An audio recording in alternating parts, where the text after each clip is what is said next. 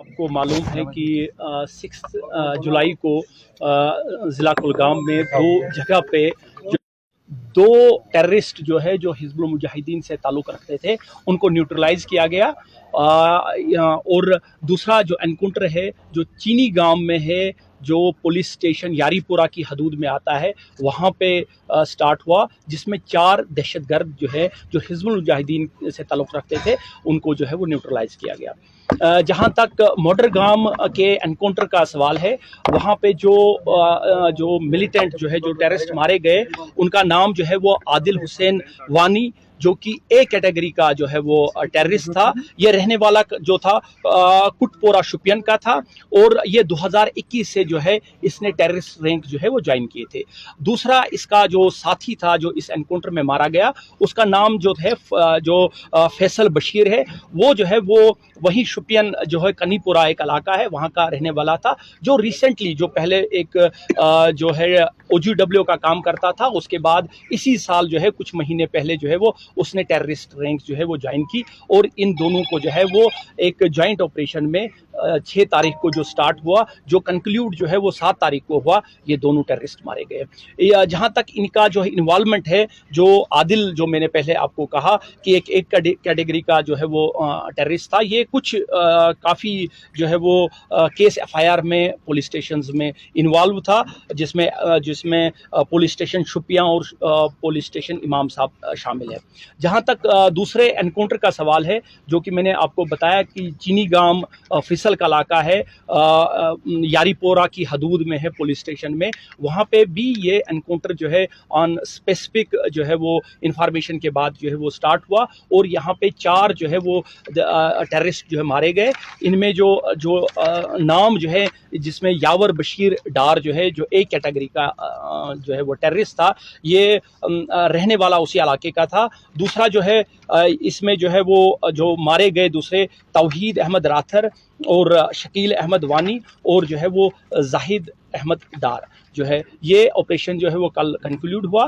तो ये जो है वो आपको जो है इस एनकाउंटर के इन दोनों में जो है वो FIR रजिस्टर हुआ है। पहले एनकाउंटर में जो है वो FIR 100 2024 पुलिस स्टेशन जो है वो कुलगाम में जो है रजिस्टर हुआ। दूसरे में जो है वो FIR 53 2024 जो है वो पुलिस स्टेशन यारीपुरा में है। इस एनकाउंटर में काफ़ी मिकदार में जो है वो असला और गोला बारूद जो है वो रिकवर हुआ, जिसकी डिटेल जो है अभी आपको बताई जाएगी।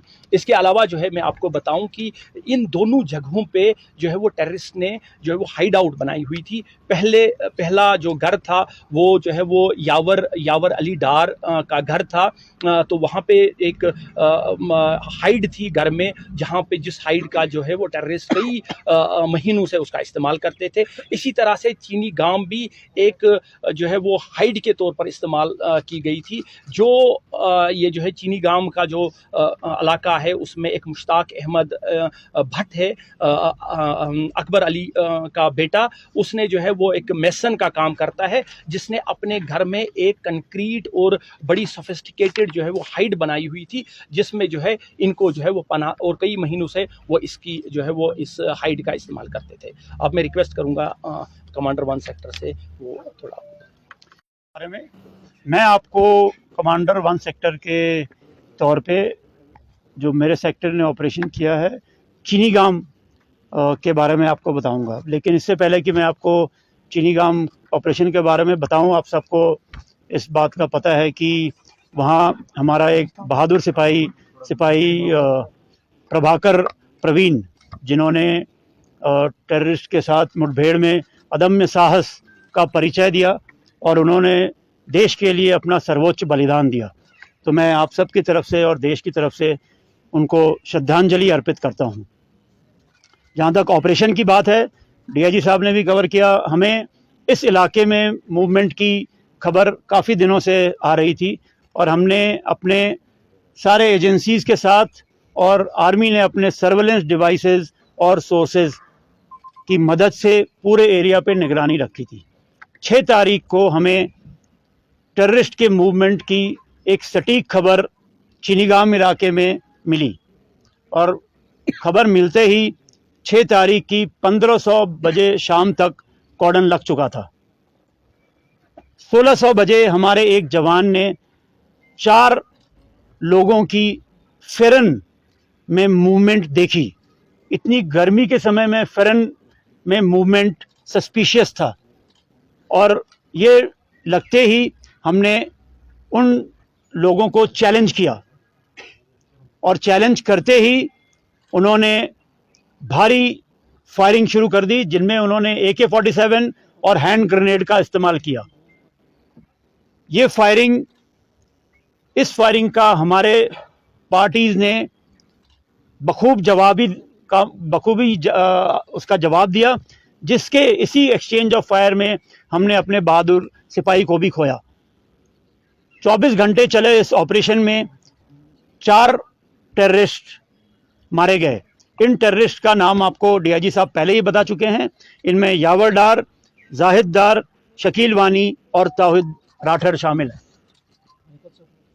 ये ऑपरेशन कंक्लूड करने के बाद सर्च के दौरान हमें तकरीबन 6 केजी की एक आईडी भी मिली, जिसे कोलैटरल डैमेज को ध्यान में रखते हुए तत्कालीन तौर पे इन सिटू वहीं बर्बाद कर दिया गया। ये ऑपरेशन हम सारी एजेंसीज के बीच में कोऑर्डिनेशन को दर्शाता है और 4 टेररिस्ट का इस तरह से मारा जाना 1 सेक्टर के एरिया में और साउथ कश्मीर में टोटल 6 टेररिस्ट का मारा जाना हिजबुल मुजाहिदीन तंजीम के लिए एक बहुत बड़ा झटका है। मैं सारी एजेंसीज का और कश्मीर के अवाम का उनकी सहयोग के लिए हमेशा शुक्रगुजार हूं और आशा करता हूं कि इसी सहयोग से हम और सक्सेसफुल ऑपरेशन करेंगे और कश्मीर में शांति बहाली में आर्मी अपना इसी तरह से रोल निभाती रहेगी। Thank you. चाहूँगा जिन्होंने ऑपरेशन मदरगांव में अपने अद्वितीय साहस का परिचय देते हुए वीरगति को प्राप्त किया। पिछले 2 महीने से भारतीय सेना और जम्मू एंड कश्मीर पुलिस साथ मिलकर HM का इस ग्रुप को ट्रैक कर रही थी, जो कि शोपियां और कुलगांव के बॉर्डर पे हरकत करता था। हमें एक बड़ी सफलता तब मिली जब 6 जुलाई की सुबह खबर आई कि ये टेररिस्ट ग्रुप मदरगांव गांव के अंदर एक घर में बैठे हैं।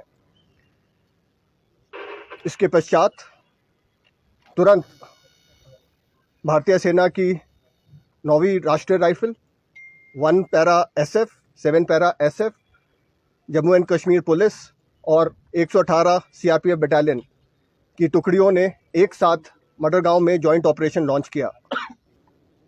ये ऑपरेशन के दौरान हमारे ट्रूप्स ने बहुत ही तेज़ी और होशियारी से सरप्राइज हासिल करते हुए जो टारगेट हाउस था उसको घेरे में ले लिया और इसके बाद टेररिस्ट के पास भागने का कोई गुंजाइश नहीं बची।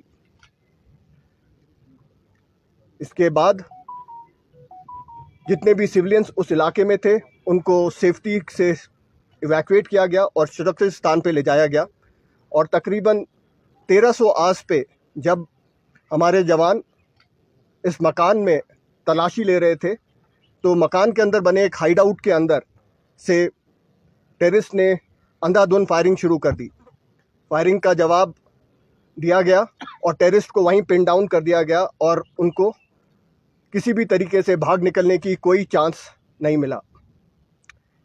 इसके बाद ये ऑपरेशन 24 घंटे से ऊपर चला और इसके अंदर हिजबुल मुजाहिदीन के 2 टेररिस्ट को मार गिराया, जिसमें आदिल हुसैन वानी जो कि एक टॉप HM के कमांडर हैं वो थे और ये काफ़ी समय से सक्रिय थे, जैसा आपको DIG साहब ने बताया। इन्होंने कई सारी आतंकी घटनाओं को भी अंजाम दिया हुआ था।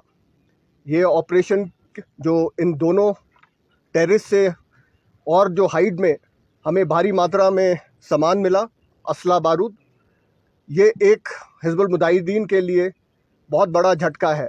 जैसा कमांडर 1 सेक्टर ने भी बताया कि 2 ऑपरेशन में 6 हिजबुल मुजाहिदीन के टेररिस्ट मारे जाना, ये एक उनके लिए और ख़ासकर उनकी ऊपर की लीडरशिप ख़त्म होना, ये एक बहुत बड़ा झटका है, जिससे मेरे को लगता नहीं है कि हिजबुल मुजाहिदीन ग्रुप काफ़ी समय तक इससे उभर पाएगा। लेकिन इस ऑपरेशन का श्रेय मैं कश्मीर की जनता और ख़ासकर कुलगांव की जनता को देना चाहूँगा, जिन्होंने ना सिर्फ हमें इसकी इन टेररिस्ट के वहाँ होने की इतला दी, बल्कि पूरे जितने समय ये ऑपरेशन चला उसमें अपना पूरा सहयोग और योगदान प्रदान किया। ये ऑपरेशन कश्मीर में जितनी भी सिक्योरिटी फोर्सेस हैं उनकी सिनर्जी का एक प्रतीक है और कश्मीर में शांति बहाल करने के लिए भारतीय सेना का प्रतिबंध होने को भी दर्शाता है। मैं आश्वासन देता हूं कि भारतीय सेना अपने जम्मू एंड कश्मीर पुलिस के साथ में, आवाम के साथ में मिलके आगे भी इसी तरीके से टेररिज्म को जड़ से उखाड़ने के लिए कार्य करती रहेगी और इसी के लिए हम प्रतिबद्ध हैं। धन्यवाद। जय हिंद।